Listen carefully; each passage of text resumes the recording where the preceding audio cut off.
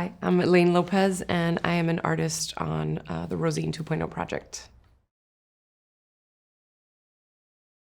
I feel like as an artist, you can always get further with others. I really enjoy collaboration for that reason. It's difficult to work on a project alone without the feedback or input of others to have that validation or even to generate a more interesting idea than one could reach on their own. I think art has a really important role to play in movement work because it exists, or it can exist outside of typical rules and standards. It can always sort of subvert what we know, and it asks people to think of things in different ways. And I think in order to think of a better future or progress, art can help us do that because it is about using your imagination or imagining possible futures that don't currently exist. So it sort of exists outside of what we know it can.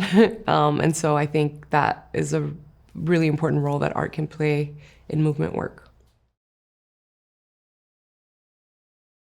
If my work is an offering, I think the place I give from is my culture and identity. I feel like I find a lot of inspiration in researching my own family history and experiences. That's where a lot of my work comes from.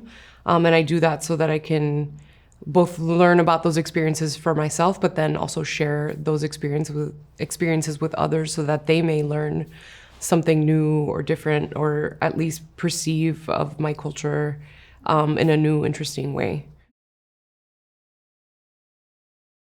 So I'm Cuban American, first generation. My family arrived from Cuba in the 1980s during the Mariel boat lift.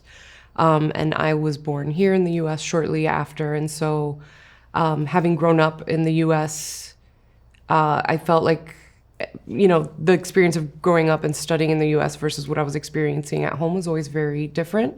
And so that process left me feeling kind of isolated or just confused about what was correct, right? You watch TV and you learn about things in school that aren't necessarily the same as what you're experiencing at home, down to the language, right? So we spoke Spanish at home, but everywhere else in the world, I spoke English. And so I think I've used my art and design work to make sense of that, to reconnect and reclaim some of those histories that I think for a long time were shown to me by society that were like not accepted or not cool. And so through my work, I've tapped back into that, and it's been a really fulfilling experience for me and also for others and my students also, who I encourage to look into their own histories and past to create work from there. For the project I'm working on with Rosine, I was able to take a workshop I've designed in the past, and this workshop is called Bound Together. And it's designed to help people to get to know each other better. I found as a professor in my classroom, an entire semester would go by and there were people in that room that would never speak to each other.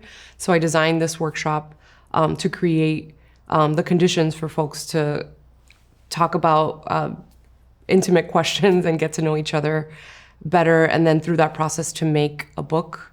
And that's why it's called Bound Together. So as folks are chatting, they then create this book that remains as this artifact of that experience and of their connection. So for Rosine, I took this workshop and we actually brought it over to a different collective called Nightshade Collective, who's they're a group of sex workers in the Kensington neighborhood. And so they meet weekly. And so we went to one of their meetings and recreated this workshop in a park. It was actually a really beautiful day. And designed it a little bit differently because we were in an outdoor setting. So we had these worksheets with questions about their lives. And so participants filled out these questions.